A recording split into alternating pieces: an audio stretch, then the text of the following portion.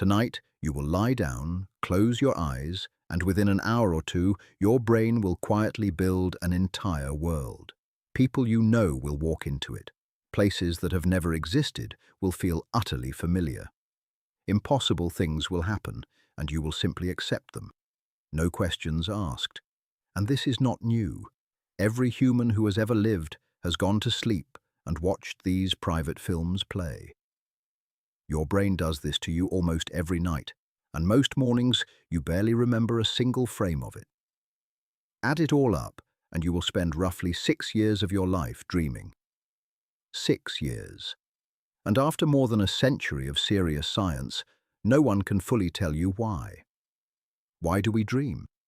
To get anywhere near an answer, start with what is actually happening inside your skull while it plays. All night, your brain rolls through stages of sleep, cycling roughly every 90 minutes. One stage is the dream stage. It is called REM, short for rapid eye movement. REM is driven by a flood of one brain chemical, acetylcholine, while the calm, reality-checking chemicals quietly switch off. In REM, your eyes really do flick back and forth under your closed lids, as if watching a scene, and your brain lights up almost as brightly as when you are wide awake. But your body pulls a clever trick. It switches your muscles off. You are briefly paralyzed, so you cannot get up and act out the dream. A built-in safety lock.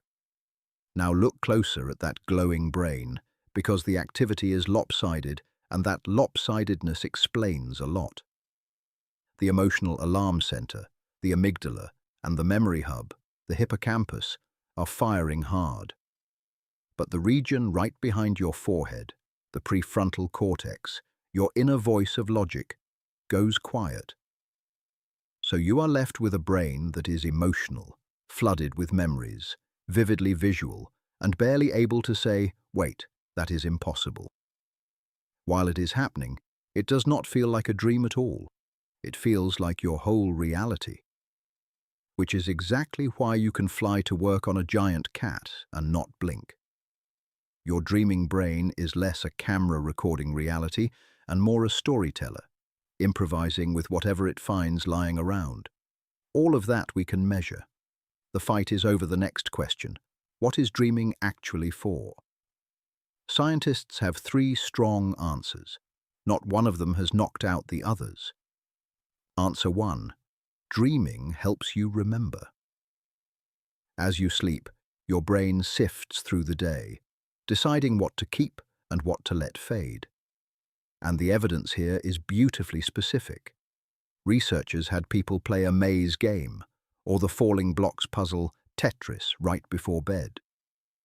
Woken early, the sleepers reported dreaming about it, twisting corridors, falling blocks drifting down behind their eyes. It is not a perfect replay. The brain remixes the day, blending new scraps with old, which is why dreams feel familiar and strange at once. Then the kicker. The people who dreamed about the game improved at it the most the next day. The dream looked like the brain rehearsing, pressing a new skill into place. Repeat that across a night and skills, facts and memories get quietly locked in while you do nothing at all.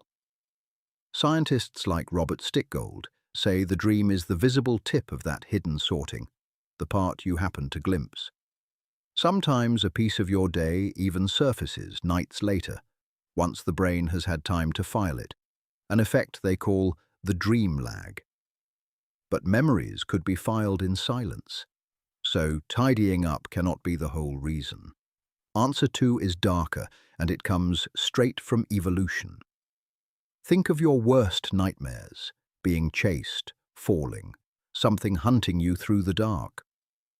A Finnish scientist, Antti Revonsuo, noticed how common threatening dreams are, across cultures, and most of all in children.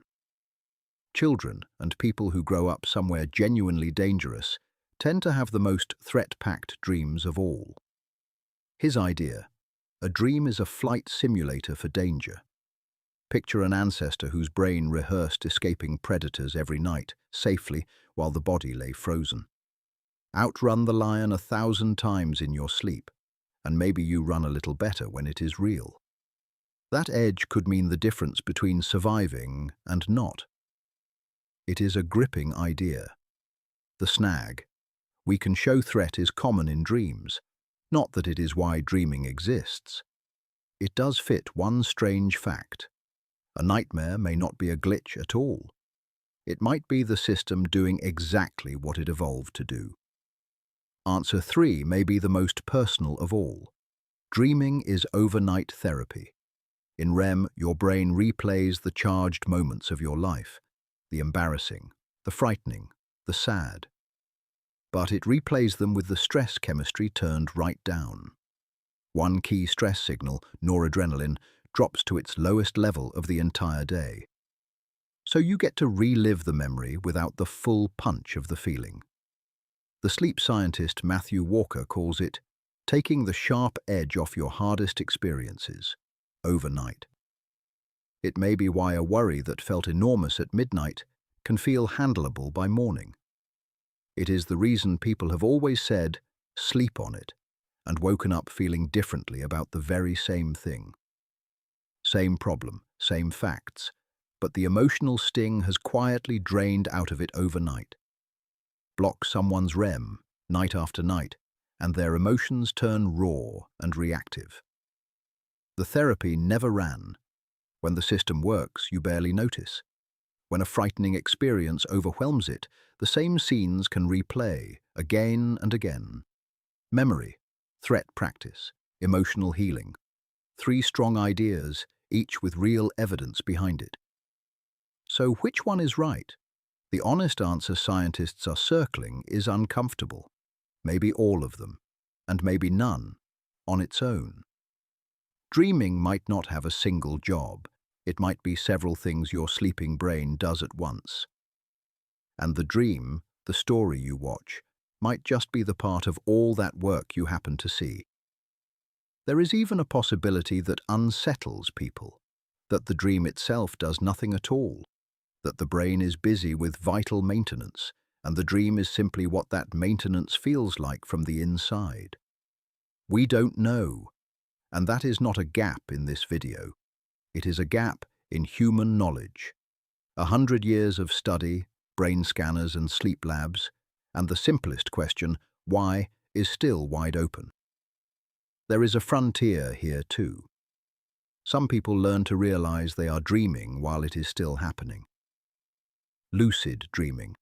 A few can even signal to researchers, with deliberate flicks of their eyes, that they know while still fast asleep. 2 things, though, we are sure of, and both are a little eerie.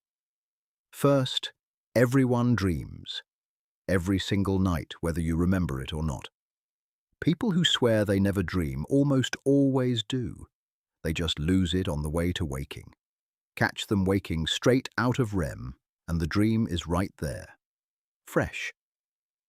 Second, the dreams you keep are the ones near morning, because REM stretches longer towards dawn. So your last dream is your biggest and the freshest, the moment the alarm goes off. So tonight when you lie down and the world melts into something stranger, remember that your brain is not switching off. It is clocking in, filing your memories, rehearsing your fears, quietly draining the sting out of a hard day.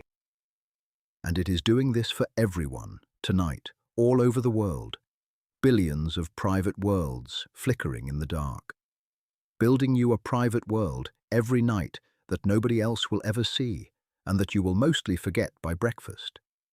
We have walked on the moon and split the atom, but the show that plays behind your own eyes every night is still one of the deepest mysteries we have. So sleep well. Your brain has a long night of work ahead. If you like having your everyday questions answered like this channel does one every single day. Subscribe and stay curious.